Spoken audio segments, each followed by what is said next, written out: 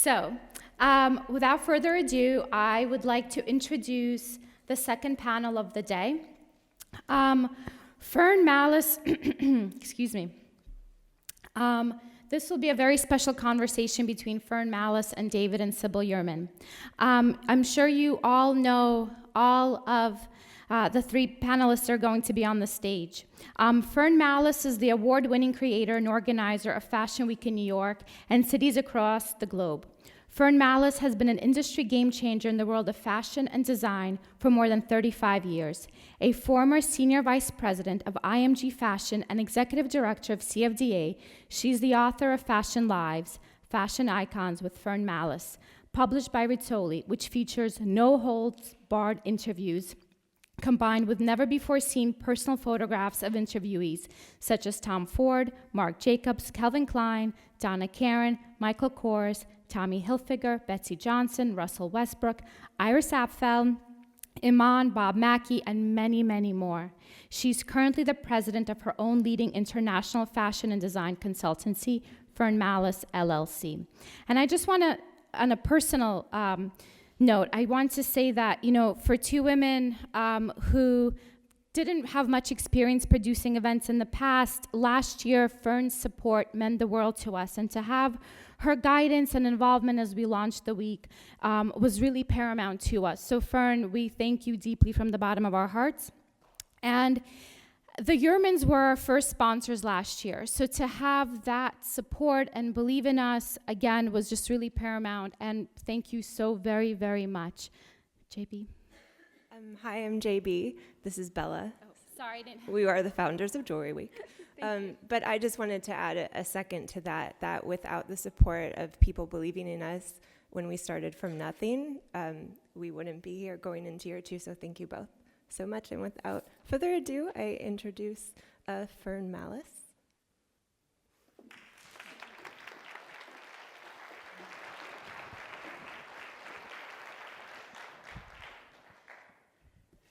I was actually going to do this from the seats, but since this podium is so nice, I'll start here and then bring my guests up.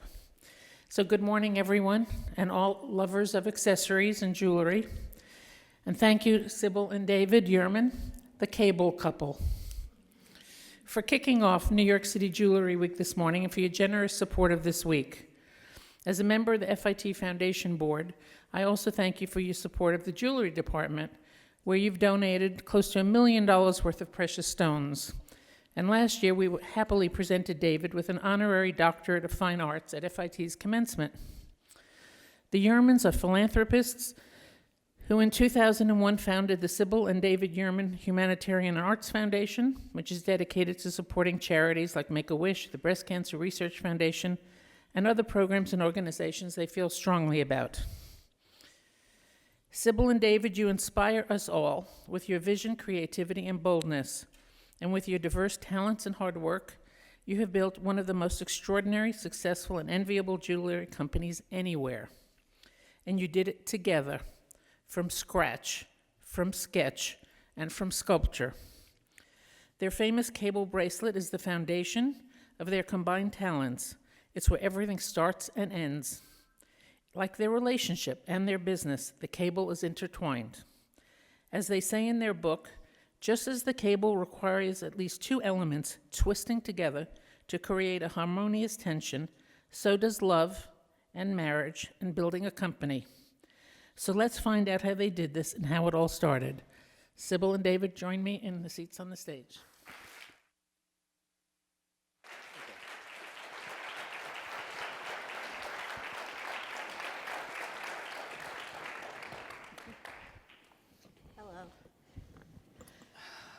I need sunglasses. I know, those lights are very bright. So, as I said, we're going to find out how it all started. And for me, when I do these interviews, they all start at the very beginning, and I mean the very beginning. Sybil, where were you born? In the Bronx. In the Bronx. The Bronx. The Bronx. And I'm born in New York City. Where in New York City? Women's Hospital, 115th Street. Oh, no, I was actually born in Women's Hospital, but my parents lived in the Bronx, next to David's Oh my God, parents. we're born in the same hospital. Born in the same hospital too? Yeah. And to the Bronx as well? And moved to the Bronx, yes. Okay. Sybil, how old are you? What was that, no hold bar? I was wondering where it was. I was trying to figure it out yesterday. I think I'm either 77 or 78. No, you're 77.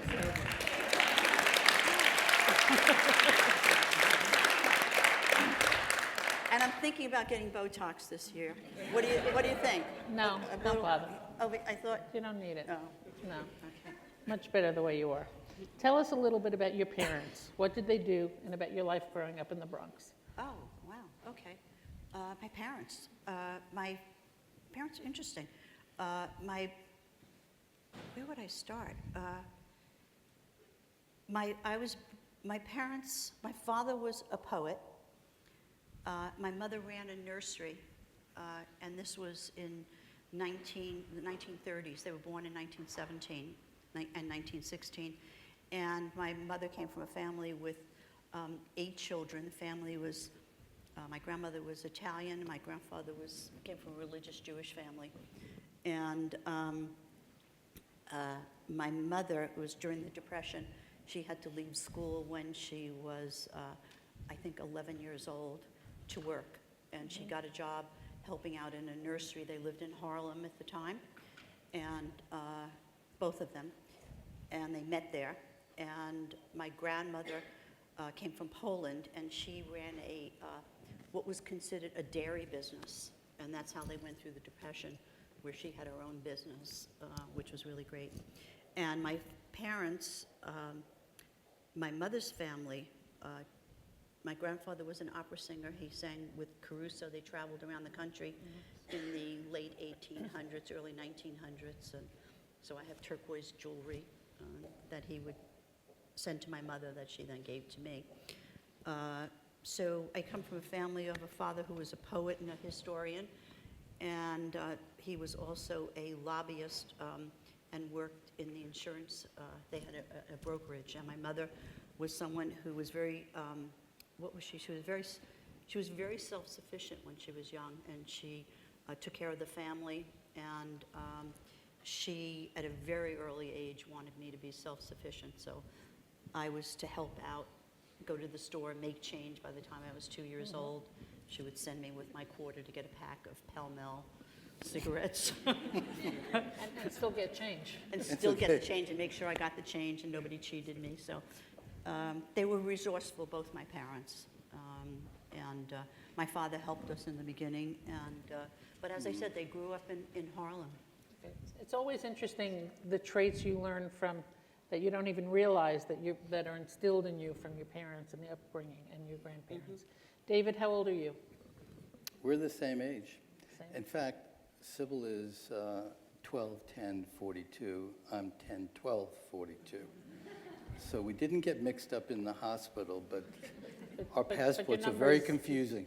Your numbers keep intertwining like They everything do. else in your life. The problem is, if you do the cards and the planets and all of that, we're both emperors. Oh, That is the problem. that is a problem. That is the problem. Therein lies the And- problem. And then we have the emperor-to-be. And then an emperor. We have yes, 3 emperors. waiting for the throne. David, tell me about your parents. What did they do? My father was a good-looking salesman for a company that he created with his buddy. It was on 37th Street between 8th and 9th Avenue, and it was I guess they call it Trimmings. Foremost Trimmings was the name of the company, and they did belts and trimmings. And they made for Mary Mecco and Leslie Fay, and they would match material. They would dye it to match the dresses, etc. He had home workers where I remember driving out to see these Russian ladies that were doing these passementerie and braided, plaited. So I knew about just people made things. And he kind of ran the shop and made the sales. My mother was an amazing talent that was totally buried under the misogynist times of the 50s. But she could paint, draw. She did needlepoint. I once saw a needlepoint scene, a little cottage, and I turned it around, and I was waiting to see, the numbers in the pattern. There was nothing on the back. I said, "How did you do this?" Life magazine.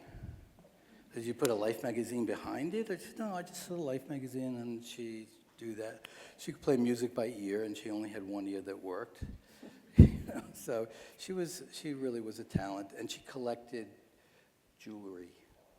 And so if I wanted to get a present for her, I knew I could get a piece of jewelry. So from the age of, I guess it was 8, 9, 10, I would go to Marjorie Nackhamson, who had a little antique jewelry store. And In the Bronx? Where was that? No, actually, when I was 10, we moved to New Hyde Park. And so Marjorie, which I would go with my mom to, she was shopping on Saturday, she would sell me $5 presents. Everything was always $5, no matter what it was. It was $5. Little pieces from Pforzheim, and wing pearls, and Mississippi wing pearls, which I still sort of collect. I haven't used them, but I collect them. So I still have some. that's my family. So you both grew up surrounded by creativity and entrepreneurship and Yes. people who knew how to be independent, run a business, and be surrounded by beautiful things and poetry and all of that. It's all One part of of the it. interesting part of it is that I grew up in a one-bedroom apartment in the Bronx with 2 brothers sleeping in the same room, and my parents slept in the living room. And we had really virtually no money. My father worked building furniture and doing interior, making furniture and upholstery, and doing like the curtains for Radio City Music Hall and for movie stars who didn't pay.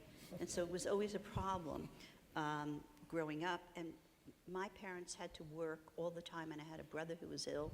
So my parents really had no time to instill in us or to take us to deal with tutors, to deal with school or anything like that. It was only through watching them do what they did, or as I got older, the relationship where my father would help with work for us. Did both of your parents live long enough to see the success that you both attained? Mine did. You understood? My father Close. helped. Just the beginning. Just the beginning. My parents died about 12 years ago, I think. 10, Cody's 10, so 12 years So ago. they definitely saw what this became. Well, tell me about school.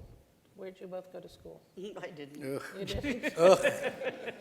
I was a very bad girl. No, I couldn't sit still. I was really, I was interested in everything. I really wanted to talk with people. And so I got left back in the 9th grade for having a fight with someone who attacked someone else, and I protected them. And Okay. so I had a problem, and I couldn't do algebra, so I had to do 9th grade again. And I thought, Who does algebra? it's like, I don't know, I still never use it for anything. I can still amazing. guesstimate the price of anything. So I never really, I left school when I was 15 and a half. They called my parents, and my father came. My mother couldn't, she was working, and told my father that they would make an exception.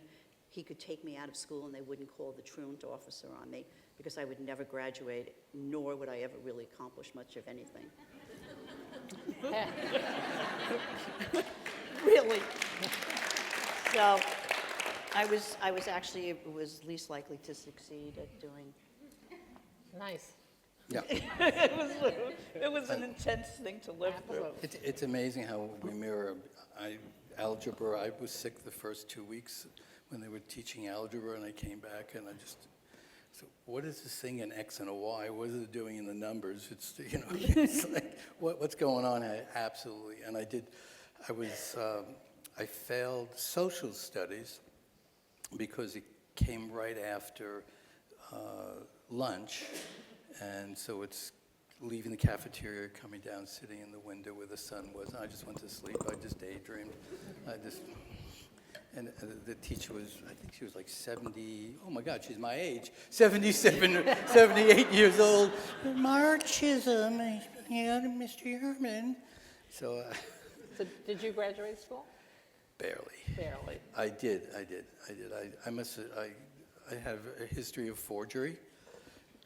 So I was going for I don't think D's. you really want to admit that, do you? No, I do. But it was early on. What did you forge? D's to B's. Oh, So for your easy. parents. D's, oh yeah, you can D's make to a D B's. easily out of a D, sure. It was just, Just and they add were another loop. handwritten. That was so easy. Okay. I was daydreamer, played hooky a lot. There was a place called The Vines, which is interesting because the cable-like growths around trees, and it was right across from the school. I was going to Beatnik South at that time. And the day was really beautiful. It was like, oh. And I had a peanut butter and jelly sandwich and something else to drink in my bag. And usually when I missed the bus and I had to run to school, which is a mile and a half away, I'd look at the vines and look at the school, Yeah, brick, There's no choice for you. trees, trees. You still a fan of peanut butter and jelly? Yes, he is. Yeah. Almond butter. If I go away on a Saturday or something, he's home, I come Yeah, back, I see revert him. to a 9-year-old, absolutely. Yeah. All I the- believe that most men are actually, go between 6 and 9 Okay. in their taste. You both described yourselves as beatniks before the word hippies really was used. Well, the hippies were hippies, and beatniks were beatniks. What's the difference? Oh, my God. Night and day. Night and day. Educate us. Well, first, you know, the hippies were what's yours is mine, what's mine is yours, kumbaya, and let's, you know, and they had the trappings of what looked to be the latter part of the beatniks. Beatniks were doing things. They were intellectuals, and they, with the exception of a few that were crazy rat packers, and they would share things. They take something from you and they leave something. But in general, the beatniks were, they were experimenting with, they wanted freedom, and they wanted to experience freedom. I think their impulse was to be free from the conformist world they were growing up in. So you just visually, the hippies had long hair. A lot of beatniks had long hair, but they were anti-establishment. There was this they wanted to create kind of an ethos that wanted to change the world. They wanted to have real meaning. And beatniks were about, you know, the Zen philosophy was just coming to the East, and we were just getting connected with your being. You know, it wasn't about fitting into society and getting, you know, graduating and upward mobile, et cetera. It was a push away from that and say, who am I? What do I want to do? Discovering your authentic self. Absolutely. It was about you're right, because I lived in San Francisco, so I ran away when I was 16 and a half, and I went to I thought that there was a better place than the Bronx. That's easy. San Francisco, yeah. And I had this vision of the ocean and the sun setting in the water and swimming in the water while the sun set. This was a fantasy. And I started saving my money when I was 14, and so I had enough. I had $75. What were you saving it from? How were you making money? I would work in my parents' business. I would go on Saturdays, and then they'd make me go after school as well. And then I got a job. I worked in Greenwich Village at a cafe called the Commons, and the Cafe Commons was like poetry, and it was Beatniks hanging out there. totally beatniks. It was everyone. It was, I knew Allen Ginsberg and Peter Orlovsky, and I knew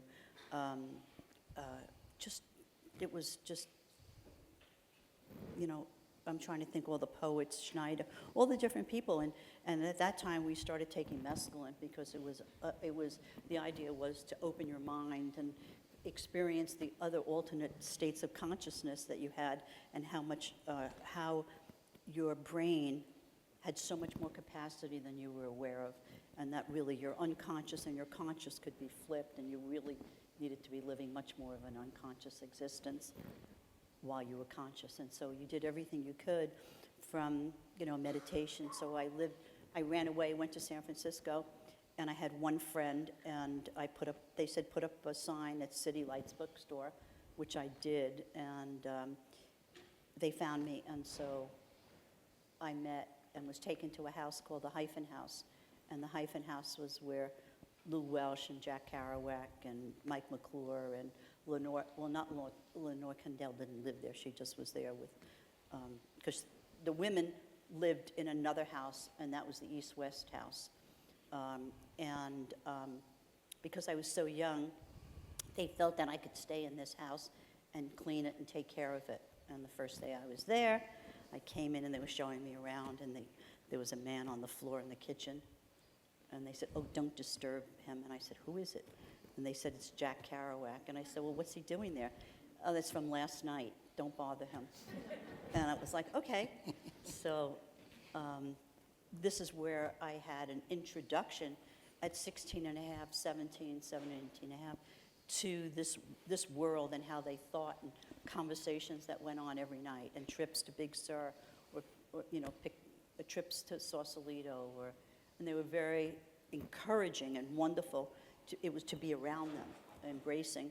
So someone knew I liked to paint, and so Cassidy brought me paints. He traded for pots in the house that someone needed. So it was really a wonderful experience that I had. Did any of you know this kind of background from these people? I mean, it's fascinating when you realize all this that you bring, that comes to the table and comes out for years, all the things that you learned from that experience. A lot of that creates chaos in the company. I'll bet it does. I'll bet it does. Yeah, yeah. Because there's this kind of free-floating and having to find the essence of something through this experience. Okay, but then you basically became a painter. I mean, would you say that was your main not a vocation or interest? I did ceramics first. I did raku pottery. I was with someone at Berkeley, and I was able to take classes in Berkeley, and I got a job at the student union when I wasn't flipping burgers at Orange Julius. So I did ceramics first, and then I always painted since I was drew since I was a little girl. So yes, I did. And the Yurman headquarters are filled with Sybil's paintings everywhere, and they're quite spectacular. Thank you. Really beautiful. David, tell me about, you started pretty much as a sculptor. Mm-hmm. I got involved with sculpture when I was in 11th grade. I went to visit my sister in Provincetown, and she was with a man named Ernesto Jerez Gonzalez, who was pretty well known. Say his name again? Ernesto Gonzalez. And he had like 6 pages were written about him in Art in America, and Ernesto and Sheila were a couple, and he was teaching how to do some actually welded sculpture, direct welding. He showed me some techniques, and when they went off to have dinner, it was a place called the Woodshed. That's where they were showing.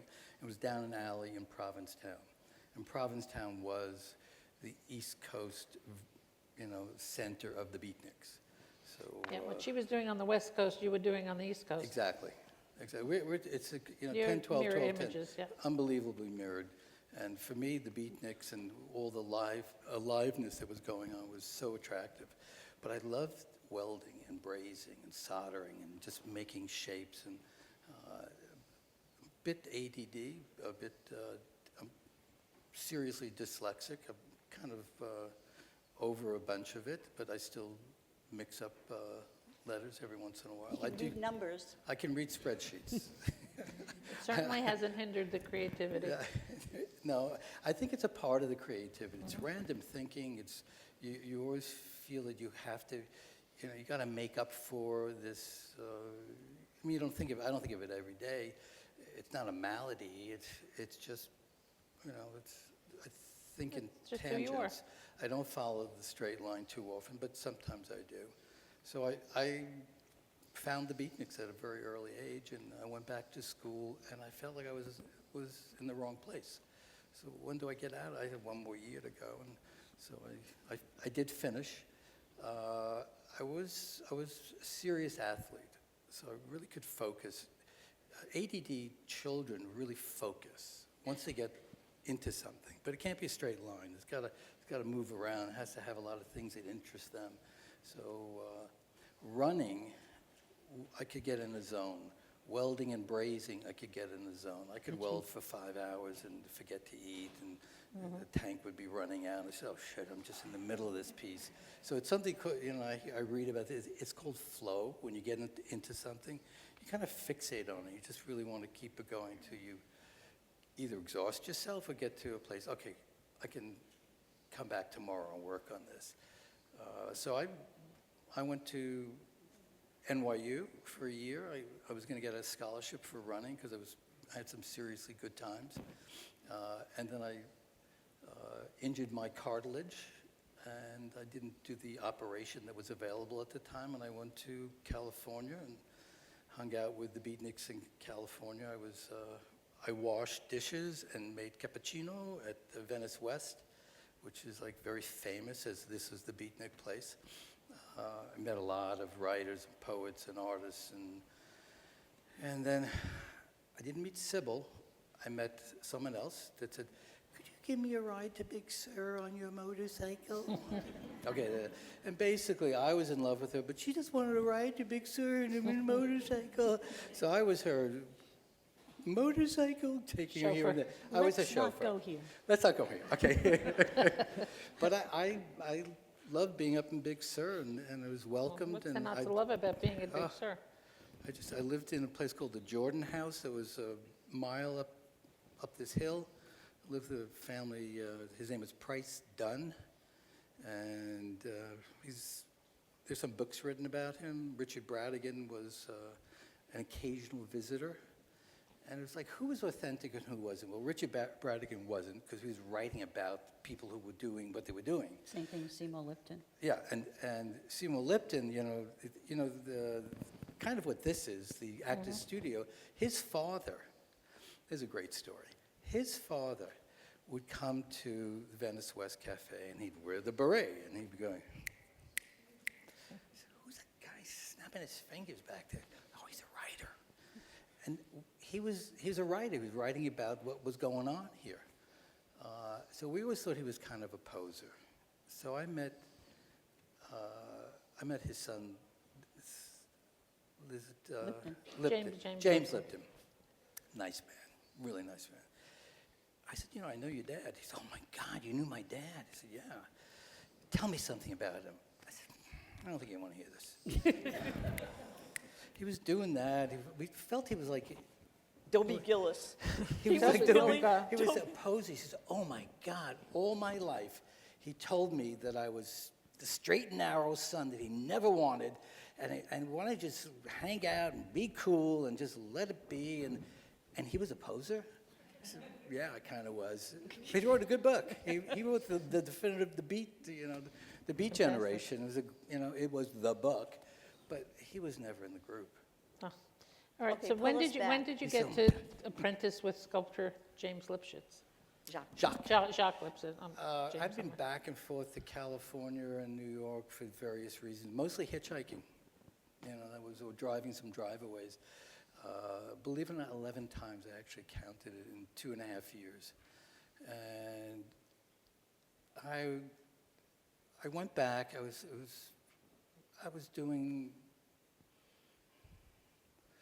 living totally without structure, and it was difficult. And I had a studio, and I didn't know what the hell I was doing in the studio, because I didn't have enough training. I knew how to weld, but I didn't know what my philosophy was. It was a lot of ambiguity. It was tough, just being there by myself. It was my image. I wanted to do this. I also wanted to be in a cabin by myself. I was in a cabin by myself in Big Sur, babysitting for like a month. I lasted about 2 weeks. I went nuts. I said, shit, I really need people. I didn't think I needed people. I wanted to do this, but when I actually did it, it was like very You realized difficult. that you And need so people. I went back to New York, and I was working for Mart Valet Cleaners in Great Neck, and I had a route that delivered, and a lot of wealthy people living in Great Neck, and some had beautiful art. a Manzu sculpture in a living room, and the woman, Joan Abnett, said, "Do you like this?" I said, "Oh my God, Manzu." He said, "Oh, you know it's a Manzu." "Yeah." "Could I have my dry cleaning, please, and could you get out of my living room?" "Oh my God, I am in your living room." So she said, "I have a gallery. Would you like to," because I told her I was making sculpture, and I was. In the afternoon, I'd make my route end, so I'd be at my parents' house in the garage, and I was welding away and making these little figures and having a good time. I showed her the work. She gave me a group show. I sold everything. Obviously, Sybil would say, "You didn't price it right." She was right. I sold everything but one. I actually still have this one fish. She said, "Would you like to meet, my husband is Lester Avnet. He has a company, something called BSR, and they do technical casting, and they're casting for Jacques Lipschitz. Would you like to meet Jacques Lipschitz?" I said, "No, I'm too busy. I'm delivering. I had a lot of things to deliver." So I met Jacques Lipschitz. I became his apprentice for about a year and a half, and that was my foundation, really. I did all the welding and That's your graduate degree. He was amazing. He was just amazing. Focused. So it was, and he said, "You need a point of view," because he was seeing little things. I said, "I'll work for you, but I want to set up my welding setup. It's a small setup in the." Okay. "And I'll make armatures for you." Okay. And he would see what I was making. He said, "Maybe you're Italian." I said, "What are you saying? I'm Italian." "Italians, everything's easy. They make things just like that." I swear, he has things in his studio that were there 12 years. He's still working on them. So You had to work quicker than that. I said, "Jacques, we got to finish this piece because it's, the sun comes in, plasticine, and things are falling on the floor." So he taught me to be consistent, that routine is good. You can experiment and have all the thoughts in your mind, but you have to be really focused, and you'll need a point of view. And eventually, cable became our focus as a material focus, and Okay. it wasn't limiting, it was free. Okay, so how did you both meet? I got a job. I was living on Martha's Vineyard, and a friend of mine said, "You can't stay on this island. You're going to end up with some alcoholic musician or druggie. You better get off this island. You have to go back to New York. My friend is leaving her job. Why don't you apply for it?" So she kept insisting, and I got on the ferry and went back to New York, applied for the job. I walked in, so I met 5 sculptors. It was a group of sculptors that were making fountains and doing commissions, and a man named Hans van de Bovenkamp, it was his place, and they all worked together, and David ran it. And I walked in, all the men was, welding, asked her who was David, was he married, and she said no. Is he gay? No. Looked really good, and was like, no. Okay, great.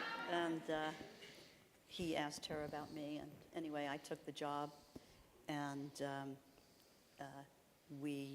I guess for 3 months, we had Circled lunch around every each day. other? Yeah, we had lunch. He would bring me coffee. I would drink it. I never drank a cup of coffee in my life. I just started a month ago drinking coffee. I just found out what you all do to keep going. I now drink coffee. It's fabulous. So that was, so we worked, I was there every day with them and did the proposals, and we started dating on my birthday. I was 25. And he was 25. We were both 25 years old. Yeah. So, It was our so first how date. long did you date? So it was love Once at we first, did- love at first sight, we can say that? Oh, yeah. Yeah? Oh, yeah. She was wearing, believe it or not, she was wearing these ponchos from Putumayo, Peruvian ponchos, but she was wearing one on the bottom and black boots and one on the top. So she was like this Christmas tree of Peruvian, and you can't see shape in the, with those things. They go like this. and black boots, red laces, and these little bells. And I think that, there was the Yeah, Clint they went Eastwood. down the side. Yeah, yeah. I weighed 108 pounds. Yeah, you could have weighed anything in that getup. You know, like Yeah, and really she had little. black hair, and I just got a haircut. I wonder what happened to my hair. She had hair like out to here, like it was Your very long black hair? Cher and back in Dark brown. in the 70s, and it was like, It's oh too my bad you don't God. remember the details. He's like that. It's really I don't fun. know. It's a visual thing. And what was he wearing? I have no idea. He had blue eyes. He was wearing blue eyes. I remember blue eyes and a really gentle smile, a gentle face. That's what I remember. And So that's, how soon thereafter did you get married? from the first date, I don't think we ever separated. So we were together. We never separated, but I didn't want to get married. And I had already been married. I didn't want to do that again. So was I. And I don't so, want to do that again either. I wasn't so sure. yeah, but he would ask me, and I would say no. But I did. Well, we'll skip those previous Okay, yeah. marriages, or we'll be here all night.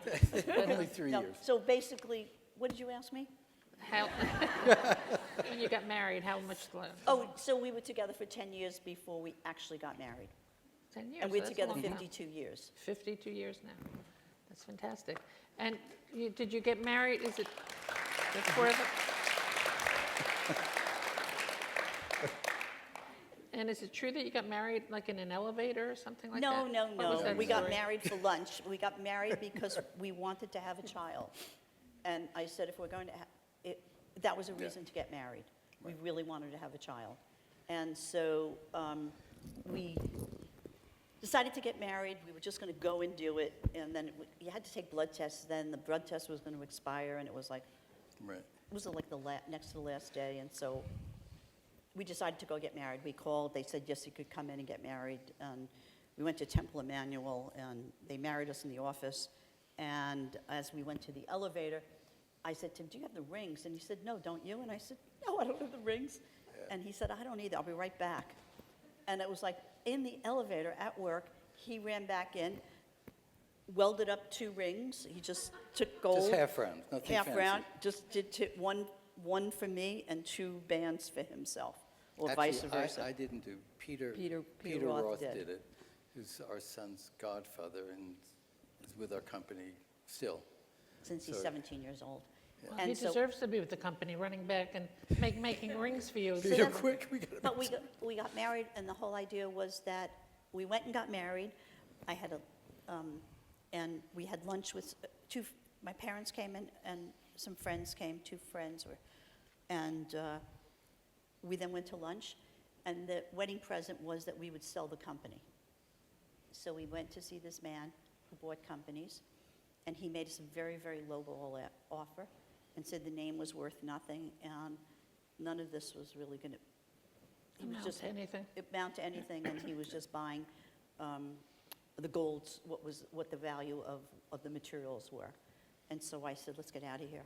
And we left. Well, you said some other things to him, too. And we left. And he called us 10 years ago, somebody you know, and he Yeah. said it was the biggest mistake was not, Yeah. buying that then. And the best thing you guys did was walk away from that Yes. deal. Right. But we didn't Almost want to all. be in business. We didn't know how to do it.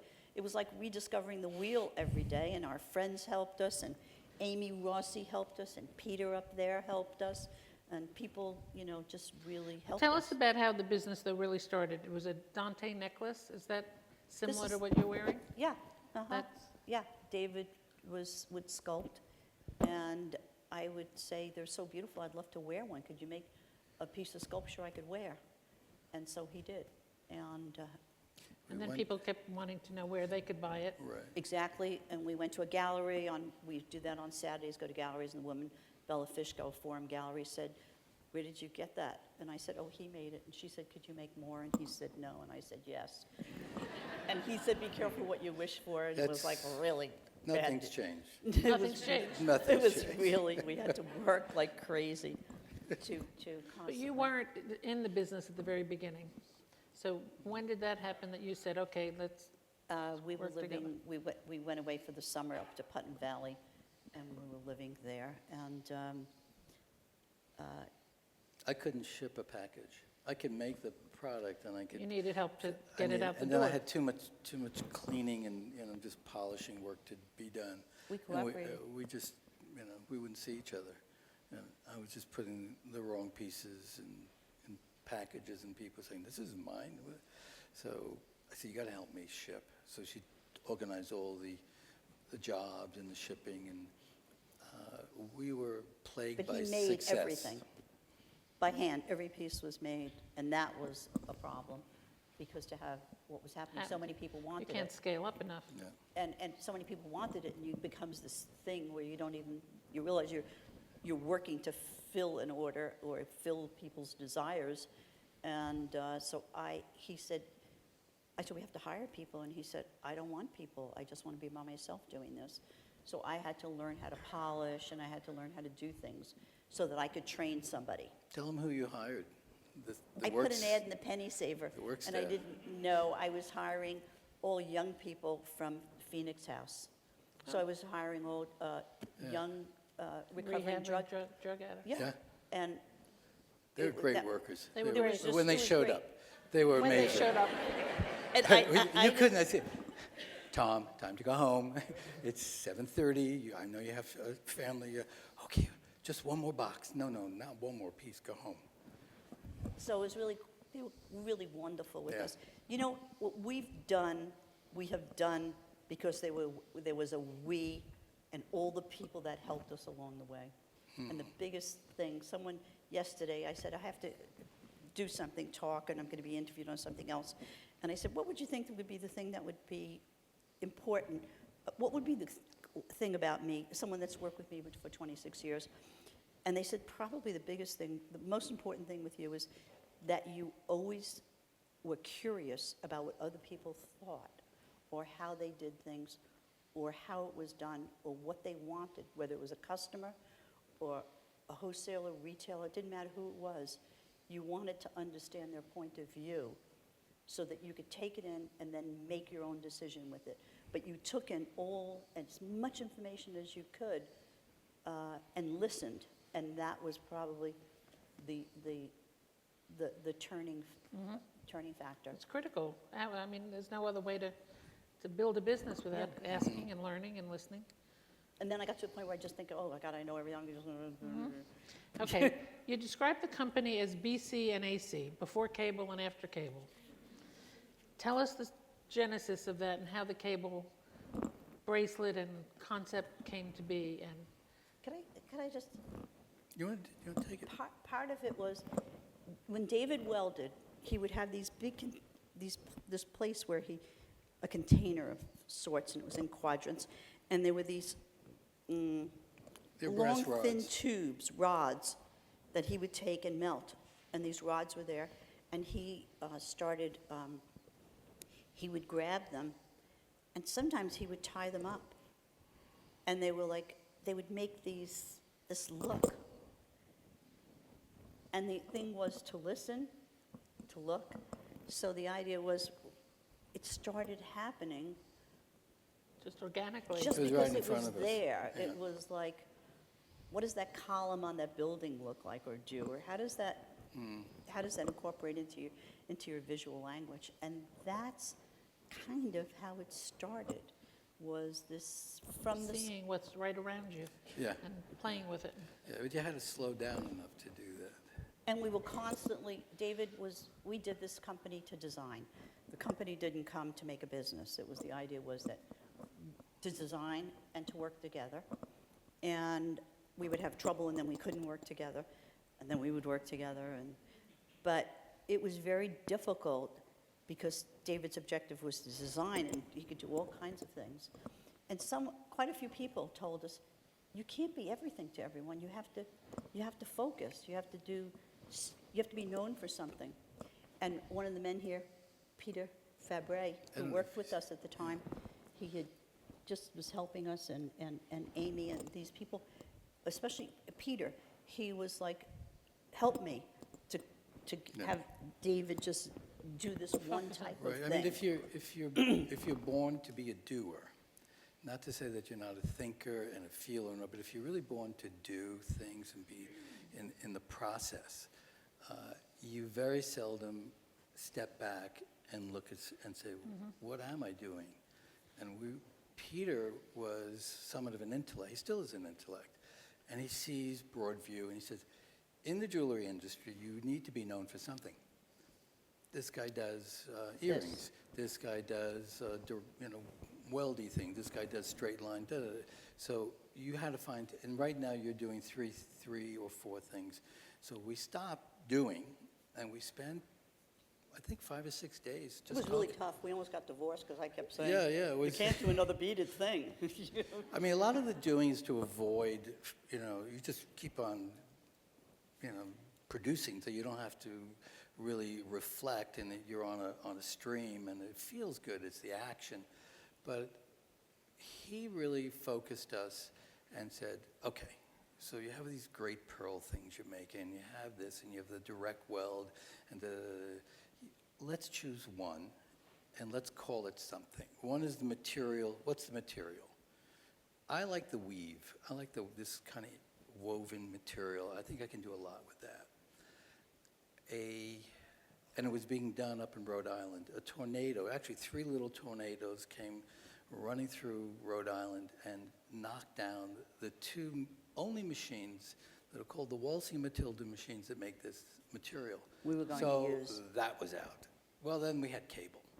We had this wire that twists together, and I said it was like, maybe we ought to focus on that. But what are we focusing on? So it was like, is it modern? Is it historic? Where does it come from? What's the base? And it was classic. So it was Roman. It was just, Scythian. What do you like? I said, this is what I like. He said, well, there you go. That's your center. Anything outside that, super modern, kitschy, funny names, hip, mom, best, number one, forget it. Forget all that stuff. This is who you are. It's about the rich materials. Extraordinary advice. He said, stay with that. Don't go outside that. And so we had diagrams, because diagrams were great, being visual. And once and doing these pieces that were cabled, David had to make every one of them by himself, or had someone that did it with him. And it was unbelievably time-consuming, and we had no time for a life to do anything. He would be there until the middle of the night. 2 o'clock in the morning was not unusual. So we never saw each other, and we said, we have to find a way to do this, to find to use technology. And at that time, it was against our principle, because we were craftspeople, and it was really, how do we do this? So being craftspeople, we said, where can we go? And we found a company in Rhode Island, but they've turned us down. They said, absolutely not. We don't deal with people like yourselves. We do big numbers and this and that. So we went to Switzerland to try to find someone there to help us. And we met a man in a bar, and he was an American, and he said, oh, his name is Bill McTighe, and he said, I work with Leach & Garner up in Rhode Island, and I'm helping them. I've been living in Berlin, and I'm an artist, and all of this, and I'll help. They make this for you. And sure enough, he introduces, we meet the son rather than the father, and the son says, yeah, let's see what we can do. And before you know it, we have engineers and people. So we stayed there in Rhode Island and worked in the factory, learning how the machines worked and what we could do and how we can get them to do, you would think, oh, it's cable, it's nothing, it's everywhere. But it was really difficult for us to meet his standard of. But it's extraordinary how much luck and happenstance falls into these things. Absolutely, yeah. Meeting somebody at a bar in Switzerland or wherever. Exactly. I mean, so much 3 business you tornadoes. could plan and structure and make, business plans up the kazoo. You never know where the opportunity and the No. connection comes from. Totally. But that's what I Just learned have from to the be Beatnik. open to that. What's really interesting Yeah. is that, is Peter, you here? Yeah, Peter I saw Roth? him up there. No, Peter Roth's not here. Well, Peter Roth, the godfather of heaven, Peter, at 17, became a jeweler up in Putnam Valley, and I shook his hand. I said, "You're hired." He said, "Well, you didn't even interview me." He said, "No, I know. You have a great handshake." And you showed You have up. to work from your gut. Did all So Right from your gut. Right. Peter went to Rhode Island to make tubing and came back with a different kind of tubing than I was thinking of how these They things made a go mistake. together. I wanted to make Mistakes one. work sometimes. And the mistake, it was like, oh, what a fabulous mistake. But that was the whole thing, because I once was interviewed. That experience I had with Reverend Suzuki, the Zen Center, being exposed to the thinking of that era allowed, the main message was to be able to accept what the universe Let brought the to you universe Yeah. deliver. and listen to it and just look at it and be able to take it in. So it's really not having a preconceived notion. Amazing. Do you have any clue how many cable bracelets or objects you've made in the company since? Does anybody know that works for us? You know, every once in a while I try to do those exercises, and it's like watching reruns of the weather. Reruns of the weather. Okay. But What does that number possibly mean? What percentage of the business is I think cable? it has to be over 200. It's got to, I don't know. I don't know. I mean, just last year, I mean, maybe, last year, 200,000 maybe. How many cable bracelets? Yeah, 2 years ago, you passed 1 million cable bracelets sold. oh, that year. 2 Of- years ago From was when $1 we million. started Yeah. recording. No, that year. Amazing. Milioni. What? Milioni. Milione. Milioni. Milione. And I also read somewhere in some of the information that some of your best-selling items are the ones that were designed 20 years ago. Still, yeah. So that would be the cable bracelets. They're and still everything. core. They're core pieces. We Core nailed it. pieces. Okay, and And I would say an average three remodelings of each one of them, finding Like- another way to make them. Like Evan has taken them now. He'll take a look at a cable bracelet and say, you know, the big ones, why don't you make them much smaller? Or why don't you, let's make them, you know, at one point he said, you make jewelry for, you know, like kind of everybody, but you don't make jewelry for the really rich people. So at one point he took and he made the bracelets, and they're all covered with diamonds, completely. They were sold Not bad. immediately, you know. Mm-hmm. I mean, in the when did your son Evan join the business? Well, Evan started working 2004. when he did his first pair of cufflinks. I think he was about 11 or 12. Did I get the right time? I usually get the, I might have said he 11 was to 7 12, years and- old. and Well, his- realistically, He was always working in the business. I would come to a breakfast table, which was about 10, 11 feet long, and more than half of it was books and notes and stuff, and we just had, In it our kept on loft. encroaching on us. And I would be working at night and drawing, and he David would, draws all the time. so All he the would, time. he would come and make little notes. Why don't you do a cufflink that's a circle, and then Is there ever a time the family's together and you're not talking business? when we're No, trying to find we're out not- which we're not island allowed we to might talk want to go business to. when we're together. Not allowed to? No, but we made a bleep the other night in the restaurant. We talked business for a moment. It was- So somebody had to pay the wasn't- kitty. Wasn't a great energy. So but- if he started at 10 or 11, his oldest child, 10, already made a ring for you? Yeah, Yeah. she designed a So little ring. it's already in the next generation. She really has an inclination. Her mother is very artistic as well, and has a great hand and a great eye, and she's able to get her hand to do what her eye sees. So that's also probably been passed on to her. And then David's mother had that same ability. Cody so- is, she's 10, and besides being an avid horsewoman, equestrian, I mean, I'm also a horse person. We're going to get to that in a But minute. she is Okay. a merchandiser. She can walk into a showcase and look and say, that shouldn't be there, that should be there, this should be there. That's good You at should 10 put years your- old. put I your- like my that. God. Your big pieces are covering up your little pieces. All the diamonds should be over here, they're all mixed in. I love it. Her parents do not know, our son and daughter-in-law, and I just realized I was a mother-in-law, do not know that when I would take her to Sag Harbor with us, we would go into Tula Booth Gallery, and she redesigns the cases and lays them all out. We spend about an hour, and she does it, and he, every once in a while, That's where says, it can she starts. come back? Because as soon as she Yes, leaves they and were she selling. does Everything it, starts to sell. Yeah. things start yeah. to sell. Right. So, That's extraordinary. All right, I want to talk about something else in your business that I think was very groundbreaking when you decided to start advertising. Did you decide because of was it to generate editorial credits, just to grow the business? Was it just time? That was me. I mean, I was involved in that. It But was, we kind of always advertised, but it wasn't lifestyle, it wasn't well-known models, it wasn't Peter Lindbergh, may he rest in peace, and I just think that that was a turning point. it was a is- major turning point. Yeah, How did because no one How advertised did you like meet that. David Lippman, who, that was Through Ron again, Galati. it's like people, Ron Galati and Tom Florio, who was was all the Condé Nast advertising honchos? the Right. real honchos, Italian guys, they call themselves the Yeah. Wop on Wheels. But the three guys, we had met David Lippman a year before, and we got together, and he said, I can't come up with an idea for jewelry. I have no idea how to advertise jewelry.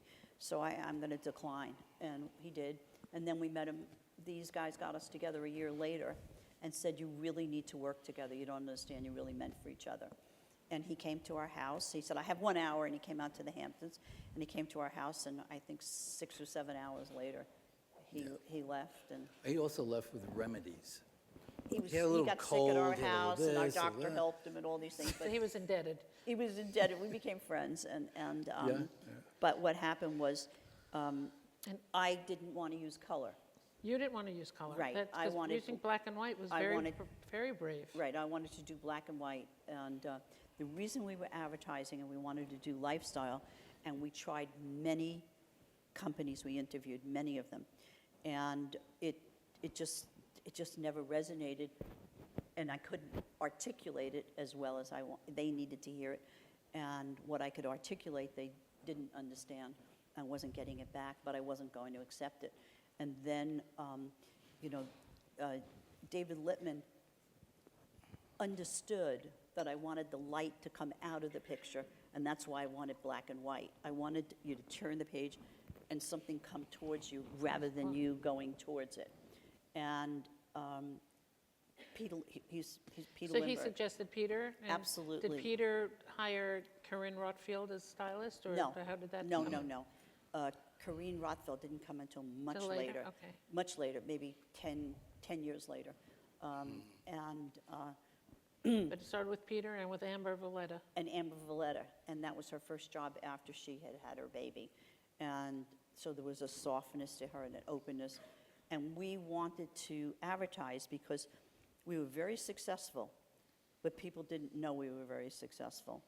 And we were, at that time, at Neyman's, we were probably number 4 at the time. 3 or Amy 4? would know. We were like maybe number 4 for the whole company. Armani, not just Tizania, jewelry. Chanel, And, which is kind of unusual. but people didn't really know who we were because we never really advertised. And it's a family brand.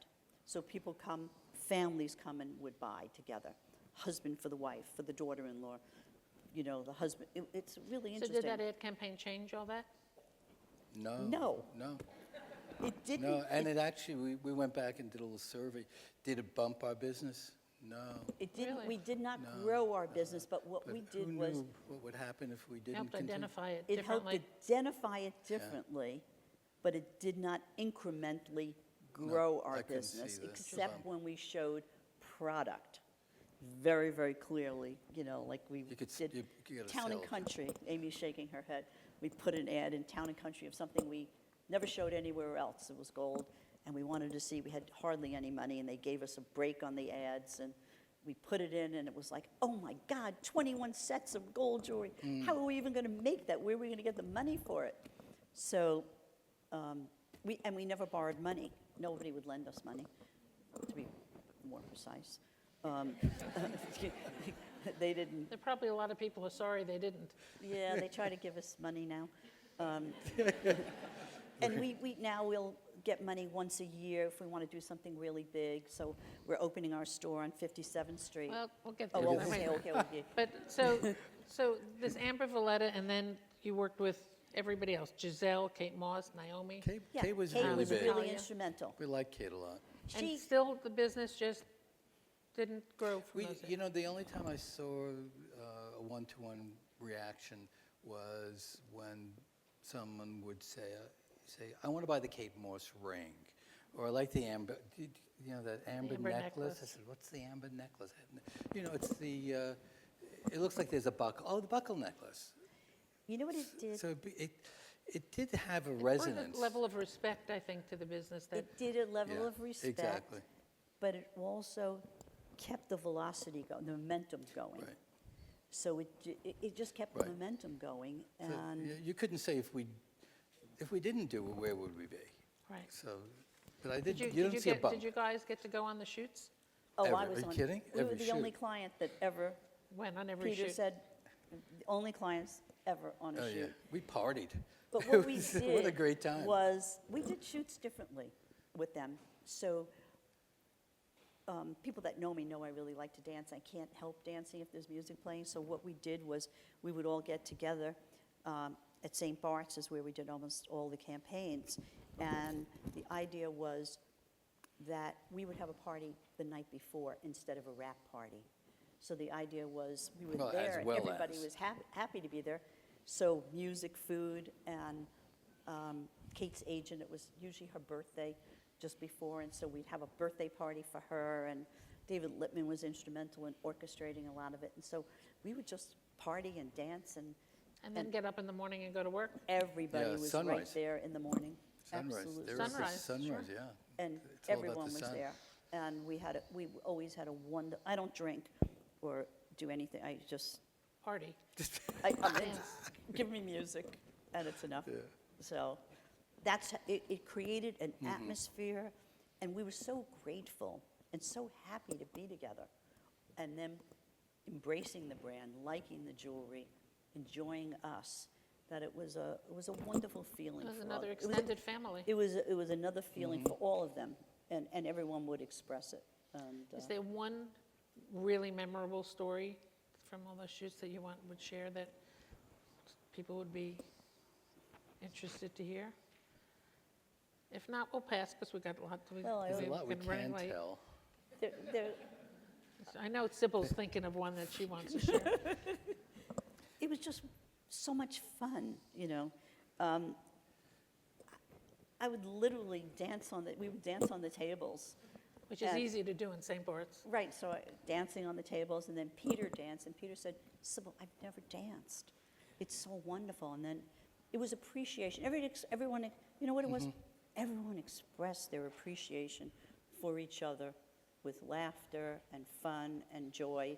And I would appreciate spending a week in St. Bart's eating and dancing and staying with you guys and taking we would photographs. do Thanksgiving dinner there. And we would make the models set the table, and Kate Yeah. would say, you want me to set the table? Ah. You can do it, I know you can. All right, David, tell us how and when you became a cowboy. Always. I rode with my father when I was 9 or 10 for a little bit, and then again when I was, but it was English, tweeds and jodhpurs and kind of that. It was a jewelry show I guess I was in my 30s, early 30s. Sybil met a couple of jewelers at the show, and they had these little kind of weird collar tips that were cowboy collar tips and tips for boots and whatnot. And one was Arnold, and one was Myron. Arnold and Myron. Yeah, and Arnold is Trail Boss, and Myron is Bubba, so everyone had a name.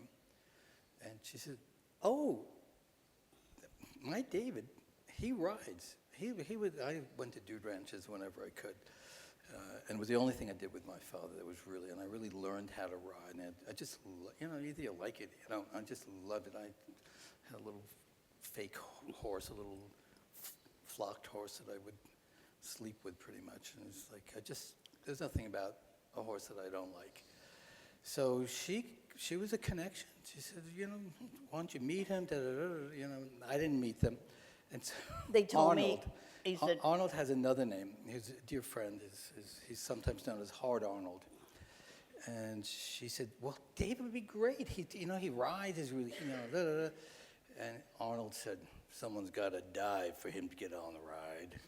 It was really like a John Wayne. So he's, So I joined up, and I met Amy's husband, Amy Rossi's husband. That's how I met Amy. And he's a real cowboy.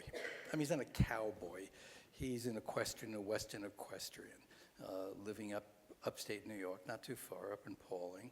And I had a shop in Putnam Valley, Kent Cliffs, nearby, and I went to visit, and I got on the trail rides, and I haven't missed a trail ride in over 40 years. Wow.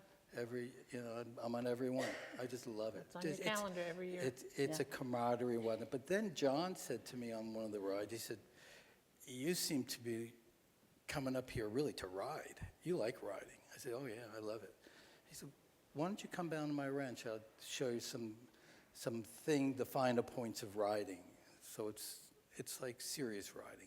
It's a discipline, and it's like Western dressage. it's almost like if someone says, "Oh boy, you really like driving cars," and I say, "Oh yeah, I got this really hot BMW." No. I want you to come up to the track. I want to teach you how to drive a GT3. I want you to learn this, and you learn about Yeah, there's a the surface to discipline. all of it, and then there's the real substance Yeah. that Yeah. you have to learn. Yeah, it's a real discipline, and it is wonderful. There's nothing. The people involved are wonderful. The horses are spectacular. I mean, I've ridden some really good horses, but then you get on one of John Rossi's horses or a really good reining horse, it's like, oh my God, what is this? Now, don't move the foot there because that says something else. And do not chew gum that makes a cracking sound because you'll be down the end of the arena. They work off of sounds. A kiss, they lope from a standstill. They trot. It's okay. They trot faster. It's amazing. It's just, I can't get enough of it. How are we doing on time? Because we're almost at the end of my questions. Are we okay? Yes? Okay. So you now have 49 stores? Yeah, they told me that just the other day. And they're all in the U.S. As your own stores? No, Most. Because you're in 350 locations around the world. yeah, well, Really? we're I thought we Puerto cut back. Rico. We have Puerto Didn't we- Rico. We have a By the store- way, the first two rows, who's in the shop? Who's watching the Holivar?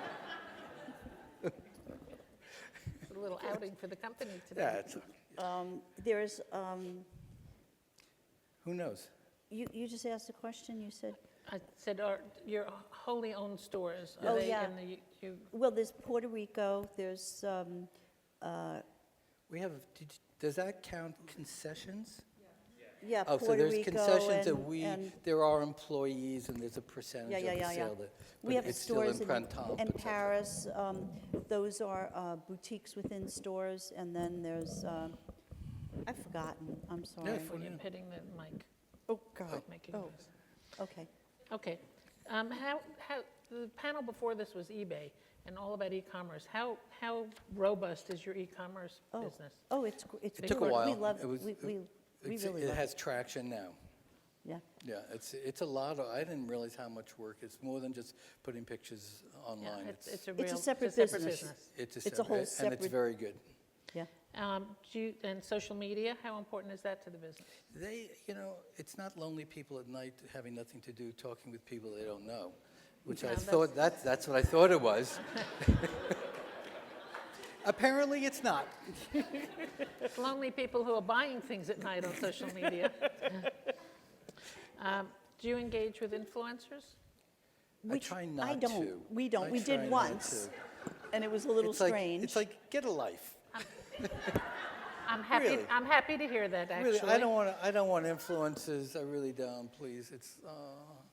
Be careful what you say. I know. I'm sorry. I'm going to alienate. I don't. It's not fair to say that because I'm casting. It's like saying millennials. That's a horrible thing to say to someone. You're a millennial. That there are good ones. They're and there are people. bad ones. They're daughters. They're sons. They're people. Get over it. They haven't aged. Okay. It makes them into marketing tools. Well, it is.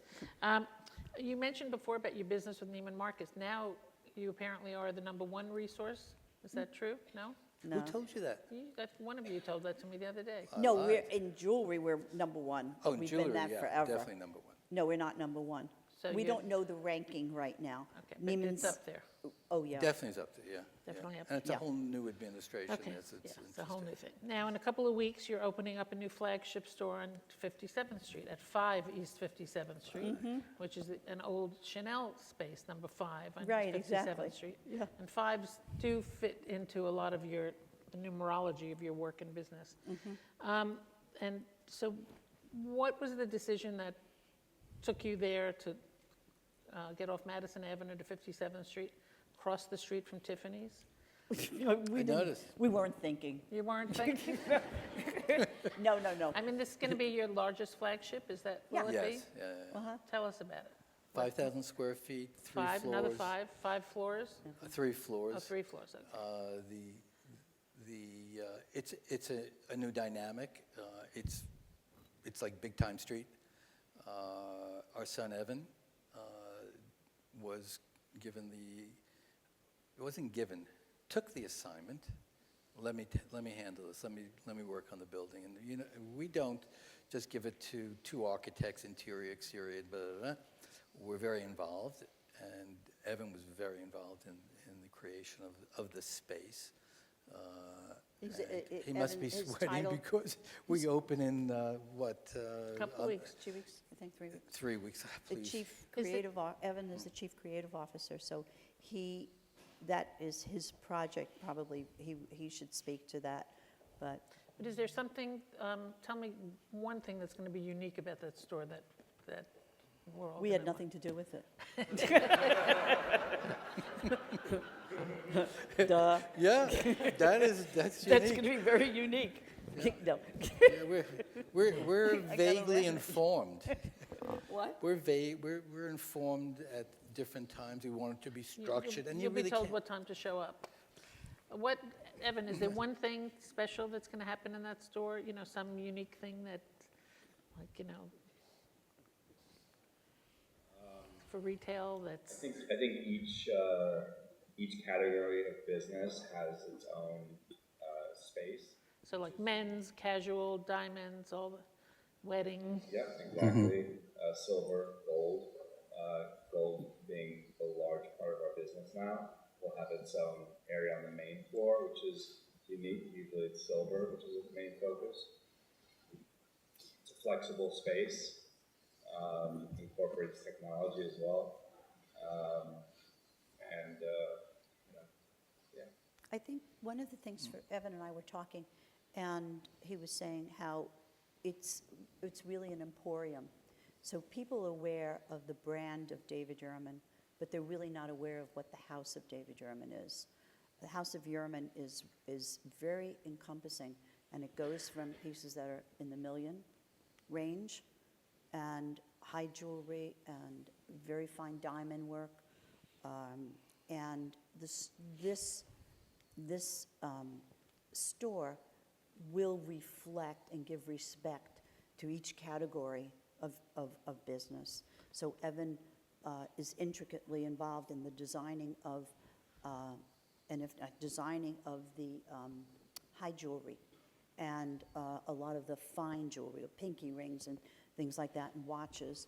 So people will be able to feel the gravitas of it and the impact of what that means. And so I think, So you think this new emporium, which I like that word, will dispel some of the misconceptions about the company, which you've said you think people have misconceptions about what David Yurman- preconceived notions. Preconceived notions. Everyone has a preconceived notion. It's for my daughter, it's for this, it's only for that. Okay, what's next for the company? It's enough. I don't know. I'm out of Ask breath Evan. just still talking about it. Ask Evan. Personally, what's next for both of you?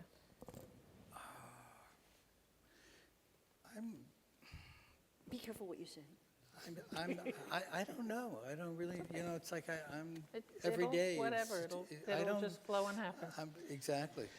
Okay, is there a word of advice you can give to aspiring jewelry designers or jewelry retailers or jewelry, anybody's in the audience that you Yeah, would give? What yeah. would that advice be? I think the things that we touched on, which are listen listen to yourself, listen to who you're selling to. David did hundreds of craft shows and gallery shows. Thousands, to meet the customers and see how they responded to what we were doing, what people embraced. Did they embrace it? I could think, oh God, I'm going to do a blue water bottle, and people are going to say, ugh, drinking out of a blue bottle has got to be just, but it's really beautiful. It feels clean and clear, and, you know, instead of drinking out of a brown bottle, whatever it is. So it's knowing how people react. So it's listening to yourself and having the dance with another person who you want to engage with. And how that works, I think, is probably the most important thing. And the Emperor's New Clothes is my motto. Looking at what's really in front of you, what you're seeing. Well, luckily for the two of you, you have to look at each other to see what's there. And you've made an extraordinary business out of a love affair and a relationship. And thank you for sharing it with us today. Thank you.